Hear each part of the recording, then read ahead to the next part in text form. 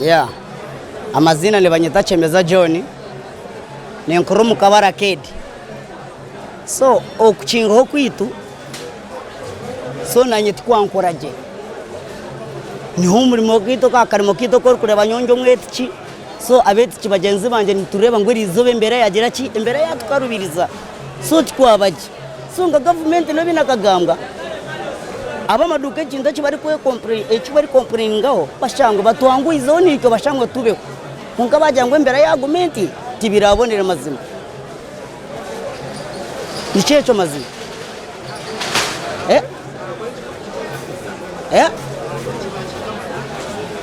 Okukinga kwa maduka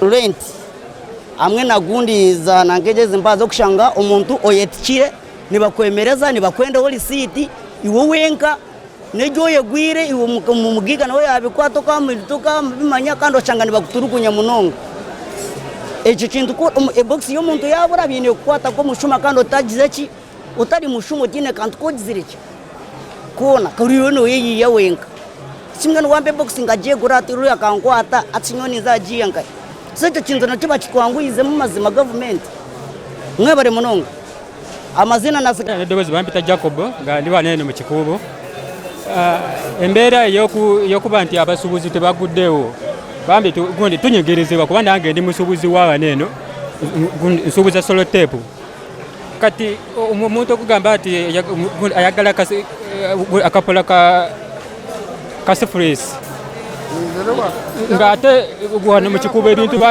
wane mu kikubo abantu bayiriba buyiribe kati munakiba kimuuzi buwaliza okumugamba nti njagala akapapalo kaki kasotevu kati gundi niwatu nuliza bwana abantu abali muneno sibe basubuzi be gundi bantu babulijo era bebali muneno wekito amanyaga nge bya Mukama Abraham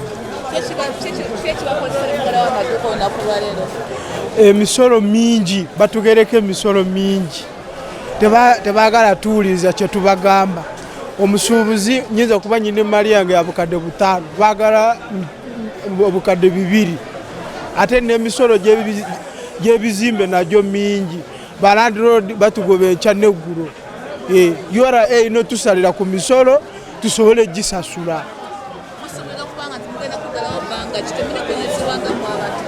ife ng'abantu abawansi tebagala tulabamu wabula Kampala mulimu abaana n'ebyana okitegera emisoro giri wagulu Land Road babongeze ekyagulu rent ekyaneggulu kati yora erina okukendeza ku misoro tusobole kukola ki kugisasula tojja kunsaba $5,000 nga nyina ebintu bya $10,000 amanya sigadde bya Mukama Abraham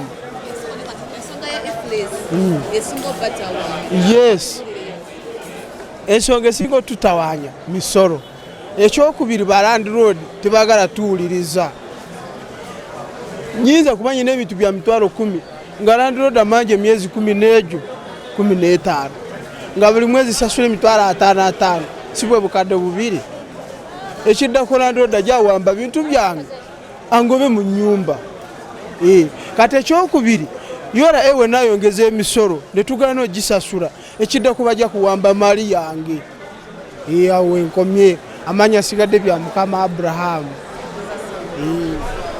wa Uganda naye mugamba abantu bane kituuse ku bino byonna bagondere Katonda atabanagondera Allah ensemu tegenda kuteeka abe mukulembeze talina mirembe ekirese buvuyo mu nsi butategera Katonda wansi Katonda wensi banamutegeera byonna bijja kulongooka kuba yabagamba bwe munagondera amateeka ge byonna biri mu nsajja bibateera bwe mbanga temugagondedde ajja bawa abafuzi nga bamikono gya kyuma era bajja bafugisa maanyi ate nga nabo bennyini era tebalina mirembe goloza singa balina mirembe singa babavuga nga babatwala nga batwala ki era bandibadde nga babatwala nga abantu nga bayimira ne bababuuzaako abakulembeze babatwala mwe abantu babatya ate nammwe abakulembeze mubatya kati ensobo erimu emirembe tutegere kye twagala tugondere Katonda ojja laba nga emirembe gikomyewo mu nsi yaffe bannange bye byange naye mutegeere nti Katonda ye nannyini mirembe gyansi.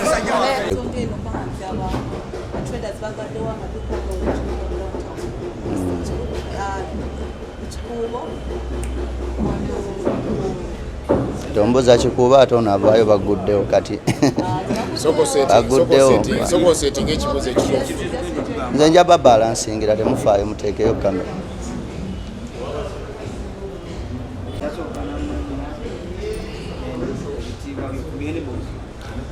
Manya n'eddoboozi Ntale Edward, chairperson Uteya Uganda. Nsooka okungubagira wamu n'abasuubuzi abafiiriziddwamu olwaleero, naye mu bumpimpi kino tukiyita kasiki. Twagadde okulaga kubanga eno ye demonstration katandika butandisi. Tugamba nti ebintu ebituluma bingi, abantu banyigiriziddwa kubanga batuuse okubanga tebakyasobola nakikwatirira. Twagamba nti tutandike okukweraga okwemulugunya kwaffe ng'ennaku z'omwezi 16 era kukyaliwo, kyova olaba kano tukayise kasiki. Naye abantu abamu babadde baggaddewo olw'okunyigirizibwa ate obutalina nakya kugamba kubanga ne bakasitoma tetubalaba. Naye olw'embeera eriwo nti ng'abakulembeze amazima tulina okugalaga nti tulumirirwa bizinesi nga twagala zikole ate twagala naffe tufune amagoba. Omuntu eyasobodde okubanga aleese emmaali ye nga wagitunda mu yidi, bw'omukuumira mu kwekalakaasa oba mu kulaga obutali bumativu mu lunaku nga luno ne lulwawo, tugenda mufiiriza emirundi ng'ebiri oba esatu. Tugamba nti ketulazeeko okuva ku ssaawa emu mpaka ku ssaawa 4 kamala, era abantu bazzeemu baguddewo bakola, nawadde ku makyawo babadde baggaddewo. Ensonga eno eva ku ki? Nti emisolo emingi egiri waggulu, emisolo egitategeerekebwa nti tusasula guliwa tuleka guliwa, double taxation oba multi taxes ziyitiridde. Tugamba nti tutuule ku mmeeza tusale emisolo gino kubanga ne bannaffe abatuliraanye mu East Africa wano obutale babutuwambyeko, ffe tuli landlocked, naye ate bo percentage gye babasololezaako eri wansi, ate ffe abali landlocked eri waggulu nnyo, era n'ekyo kitunyiga. Bw'otunuulira embeera eriwo, abakyalina okuwamba emirimu gyaffe ne babanga bagitutte ng'ate bali mu kwetambulira nga bwe baagala bakola obutembeeyi. Bannayuganda bali mu makomera babakwatira ensonga y'obutembeeyi. Olabira ddala nti waliwo obutali bwenkanya. Bw'otunuulira embeera eriwo mu mateeka agatutambuza mu by'obusuubuzi mabi nnyo, poliisi zirina okukyuka, era paalamenti tubagamba mutereeze ensonga eno nga tennabijja, kubanga bwe zinaatuuka 16 nga tetulina solution, amazima tujja kubanga naffe bitulemeredde, bijja kubeera out of control. Kano mukalabyeko. Tugamba ensonga endala nti lwaki tugamba nti kano kabadde kasiki, nti ennaku z'omwezi nga 1 mpaka mu 10 abasuubuzi baba bali mu kunoonya rent. Kakati bw'obalwise nnyo oba n'obassa mu demonstration erwawo, kireetera obbakosa. Abantu bano bajja kusinkana nga babateereddeko obujegere balandiroodi nga babanja rent. Ne tugamba nti kano ke tusunyeeko kamala olwaleero, naye tulinde nga 16 era tukkiriza nti gavumenti meeting ze tutudde nayo ekituufu zimala ne solution zikoze eki zikyabuze. That's why olwaleero kabadde kansumwansumwa, kabadde kantu kakoona mu bukoonyi, serefu tugikubye ne tuzikiza. Kati tulinze 16 kijja kubaluka, ekibanyi kijja kugwa n'amenvu bwe kiba embeera teteredde. Nnyonnyodde nti tukubye akasiki kuba kuteekateeka kulaga muntu nti embaga ejja kubaawo. Gavumenti bulijjo tuli mu meeting nga tuteesa nammwe naye nga mulowooza nti nno tulabika bye twogerako si bituufu. Kaakati abantu bo bennyini beeviiriddeyo nga tewakyali kugumiikiriza. So tugamba nti ekimala kikola ki? Kimala. Bye twogeddeko ne bye tubabuulidde mubimanyi era mubitegeera, tewakyali kipya. Tukubyemu serefu tuzikizizza 16 tukuba serefu tulinnya muliro. Ekijja kijja kukola ki? Kijja kujja. Ne president n'ebitongole byo nga ministry ezikwasaganya ebyobusuubuzi bwe muba temutudde mu nnaku zino ezikyaliwo okutandika nereero nga 8 mpaka nga 16 ebintu ebinaddirira temutwebuuzaako, temujja kubanga tetulina kirala kye tuzzaako kubanga abantu balina amaziga ate banyigiriziddwa. Naye ekiyambye kiri kimu nti ensonga ya yidi eno n'obutayagala kufiiriza abasuubuzi kusiŋŋana bujegere ku nzigi zaabwe, katusasule renti, katutunde emmaali yaffe eya yidi kaakati tugenda okuyingira mu strike enene eya 16 nga tuyina eggulu lye twesibiridde. Tubasaba gavumenti nti naffe tukola loosi tukimanyi, naye ate obwavu obungi tetusobola bugumiikiriza. Kimala tubagamba mukkirize mutereze ensobi zino ezikoleddwa mu misolo kubanga mutufudde ente y'abaana. Tubagambako naye mutugamba tuli mu informal sector. Informal sector mu abali mu formal sector ate ne mutupulaningira ebintu ebitta eggwanga. Tetulina buzibu era tetuwakanya misolo tugiwa, naye kingi nnyo kitususse akaguwa kali mu bulago. Bannange mwebuulirireko, bwe kiba kiganya okwebuulirira naffe bigenda tusukkako bituve mu ngalo. Tetulina muntu yenna gwe tunenya. Agaddewo alina obulumi bwe, n'oyo aguddewo akyatambulira ku mbeera kubanga tulinayo embaga. Omuntu bw'atajja mu kasiki tomunenya kubanga embaga eba egenda kola ki? Kubaawo. Abazze mu kasiki olwaleero mwebale, enfuufu ebakubyeko, kaakati tudda mu mbaga yanga 16 era mujje nga musibye engatto. So saagala mugambe era ngamba poliisi n'ab'ebyokwerinda nti tuteesezza ekimala era tubadde twagala nnyo emirembe. Naye amazima tetuyinza kutya tiya gaasi kusinga bwavu. Omuntu asula enjala, asiiba enjala, edduuka aligula, ajjuzaamu bintu byagwa katale tebakyabigula, bakasitoma batuddukako, mwe temuggulawo booda, temunoonya butale bupya, ate mwagala emisolo nga mugisolooza abo bennyini ababadde bagisasula, mwe temugaziya misolo kubanga waliwo ebintu bye musobola okusoloozaako ebirala, naye ate abalina osasula emisolo abamu temugibasasuza. Naye omusuubuzi ono atudde mu dduuka, omusuubuzi ono aleeta ka konteyina, omusuubuzi ono gwomanyi waakolera alina katiini namba gwoyagala onyige mpaka kammuka muntu uyo n'omusaayi ogutwaliremu. Mulia Francis era nga nze General Secretary wa Kampala Akedaz Advocacy Forum Kafo, kibiina kikulembera abasuubuzi bakolera mu akedeza mu Kampala. Atutwala omukisa guno okutegeeza gavumenti nti tubengeejinze ekimala ku luno ku ssaawa eno twagala abantu bennyini baba bategeeza kiki tubatuusaako. Kiba kitegeeza nti obukulembeze bwaffe mu kibuga Kampala ffe ng'abakulembeze b'eggwanga mubunyoomodde, kati tokyasobola kulaba mugaso gwange. Bwe mba nga nkubuuliddwe ekinyigiriza omusuubuzi n'otasobola kikolako, kiba kitegeeza obuvunaanyizibwa bwange obutute ng'ekitagasa. Awo oba tolaze buvunaanyizibwa bwa mukulembeze akulembera abasuubuze bano. Therefore, katubakwasa abantu bababuulirire ddala kiki kye beetaaga. Saba Commissioner General twajja ffe ng'abakulembeze nga tutudde mu Sendawula Hall ne tukutegeeza nti abantu abakolera mu downtown tebaasoma, abamu tebamanyi na kunyiga simu, amanyi kwata yes. Kati gwe bw'omuleetera ifreeze ng'omugambe agiteeke ku simu ye, ddala oba oli mu kunyigiriza omuntu oyo ekitenkanika. Kiba kitegeeza URA etandise n'okulingiza mu sefuliya kye nnaali eka. Otandise n'okulingiza nze sente ze nnina okuleka mu kabokisi k'omwana anadda ku ssomero. Kiba kitegeeza otandise okwagala n'okumanya ekitole kya sabbuuni kye ngenda okugulira mukadde wange ali e Masaka. Tutegeeza Uganda Revenue Authority n'ebitongole byonna nti olwaleero kabadde kasiki. Nze nsanyuse nnyo abasuubuzi okulaga okukangamu kwe bakanzeemu. Naye ng'ennaku z'omwezi 16 ebitongole bya gavumenti bwe banga tebivuddeyo na practical solution. Ekiddako ffe ng'abakulembeze tebatubuuzanga kubanga tubabuulidde ekimala. Good enough security yonna tumaze ogitegeeza. Ebitongole bya gavumenti byonna tumaze obyengaging. Minister ya Finance yalimba n'abasuubuzi nga tutudde mu meeting n'egamba nti mu weeks nga 2 egenda kujja ne solution. Tevangayo kutuwa solution yonna abasuubuzi bakera ku maofiisi gaffe naffe nga tetumanyi kiddako. Therefore leka tubabakwase mubabuulire kubanga abantu ye kkooti esembayo. Nti abantu mwenna abali mu bitongole bya gavumenti mutulinde tujja.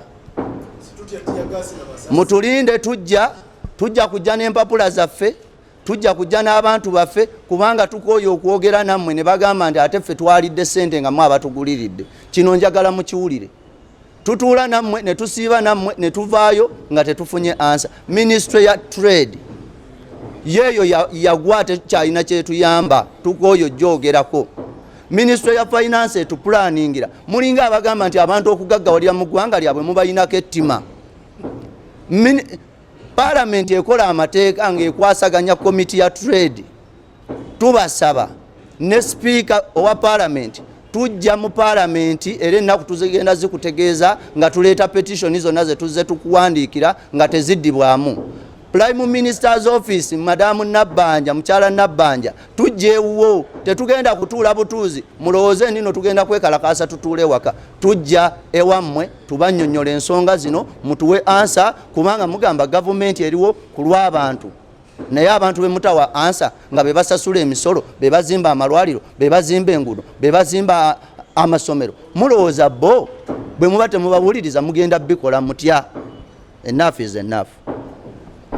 Nze nga atwala ba computer bona mu Kampala IT Association fena abantu bali mu mbeera mbi embeera nzibu nnyo abantu bange buli muntu yenna ali mukaba maziga abachina bafuusa abachina mu business tosobola teekawo ng'otaddewo embeera eneriwoji bataddewo double taxation bataddewo embeera abachina bayingiza mu system aluteekawo n'embeera eno e-receipt ebenyigirizibwa abantu baffe tulina abaana mu embeera mugimanye eriwo tulina abaana mu bizimbe tulina abaana bakola basatu Hatuna teka mbega teka wa ilisite gena muna teka wa embeera eyamba abantu okuba nga bagenda kukola kitambula bunyi mutekawo embeera egeno bayamba awo tujja kukkiriza emisolo tetugiganye naye embeera gye tugenda okukolera mumbi abachina bafuuse bayiribya kati marketi zaffe abachina era genda tujja embeera munagano tugenda bakwatanga abachina bali mu marketi zaffe abaana ffe nga bakulembeze bagenda laba mukulembeze laptop gyatunda akakadde omuchina agirunda emitwalo ameka 5 ate mutaddewo embeera eyo kunyigiza emisolo gisuse emisolo ate abachina kyenawulidde twasasula misolo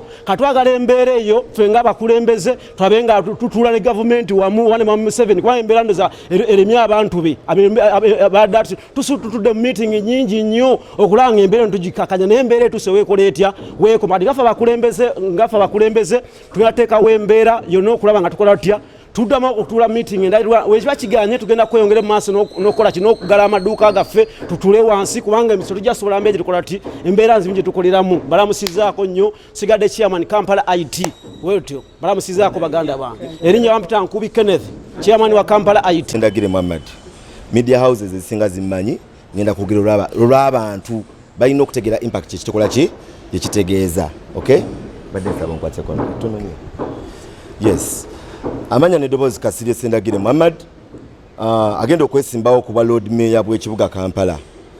Njagala okutegeeza banna Kampala, njagala okutegeeza gavumenti yaffe nti abasuubuzi kye bayitamu bulumi era ensonga y'omusolo luba lutalo. N'olwekyo gavumenti webanga yeesuggayo okubanga etransforming ensi eno neereeta ekigambo social economic transformation. Kati kigambo economic transformation tetusobola kukyuka nga tetusigale tulina basuubuzi. Abasuubuzi baffe ab'omu Kampala batuuse okunyigirizibwa to a point that tebakyalina kwekyusizo.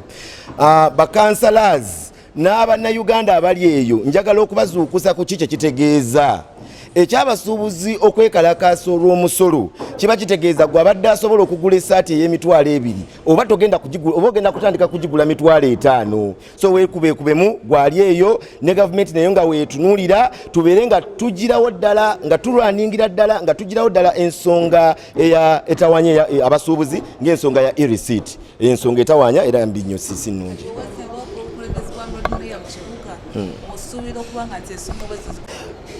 Omuntu obwa Lord Mayor buli representinga buli munna Kampala ali mu kibuga. Obwa Lord Mayor buli representinga abasuubuzi abali wano. Aba Lord Mayor buli representinga abatali basuubuzi naye nga bali mu boundaries za kibuga kyaffe. So n'olwekyo kyekino ekiseera abantu kye balina okumanya nti Lord Mayor's office erikola ki era omulimu gwayo ku ssaawa zino ki era zino ensonga tezirimu nti oba NRM tezirimu NUP tezirimu mbeera yonna. It is a national issue. Buzibu bwa ggwanga. N'olwekyo abasuubuzi babanga bawadde ne bagamba obuzibu bwaffe si kuwaayo ssente okay wabula tutuule wansi tukkaanye ku ssente mmeka kubanga bannansi balina okukimanya nti e-receipt eringa egamba nti okukimenyaamenyamu twere mani okukitegeera ebenga egamba nti gavumenti eyagala emanye ssente mmeka omuntu z'alina okufuna okay sente mmeka omuntu z'alina okufuna ebesingire ku magoba ge okumuteekako omusolo which is not right. Omuntu Omunnayuganda alina okufuna akasente alina okwekolera agaggawale tugire mu kiri ekigambo kye bayita social economic transformation. Naye kakati nganzo wa NRM mpulira nga kitukuba wala okubanga abasuubuzi bali mu kunyigizibwa kyokka nga twavayo ne tubasuubiza ne tugenda bawa securing the future tunagisecuringa tutya nga ne economically socially tubalemesezza okubanga basobola okutransformingibwa. So Kasirye Sendagire nja kwegayirira nnyo President Yoweri Kaguta Museveni nja kwegayirira nnyo omukulembeze abeere ng'atuuka mu nsonga eno era tugenda kugiremerako tuli wamu n'abasuubuzi b'omu kibuga Kampala tulina okulaba ng'enkyukakyuka zirina okuba nga zijja neyanziza kubanga otunuulira amawanga nga China gakuze lwa abasuubuzi amawanga nga China abasuubuzi batunuulibwa nga baminisita kubanga in one or the other omusuubuzi ono yagatagatta okuva ku zero n'amanya mmeka zalina okwako gavumenti naye zalina okusigazaawo kitegeeza omusuubuzi aba national treasure y'amaanyi n'okusinga abanene bemulaba abali mu political game so ndi wamu nnyo n'abasuubuzi b'omu kibuga ndi wamu nnyo n'abannayuganda ne bannakibuga ku nsonga yaabwe ey'okwekalakaasa sikiinaamu doubt pressure eri ku URA tusobola okufiguring out waweeva tukimanyi ffenna nti eggwanga teriyina ssente eggwanika lyayo ffenna tukimanyi nti eggwanga teriyina ssente but it doesn't mean that tuleme okuwuliriza bannaffe be tubadde tujjako akasolo so tulowooza nti gavumenti erina okwetunulamu tubeere nga twogera okuwuliriza bannaffe okusinga okukola decision anyhowly okubajjamu obujja ssente n'amaanyi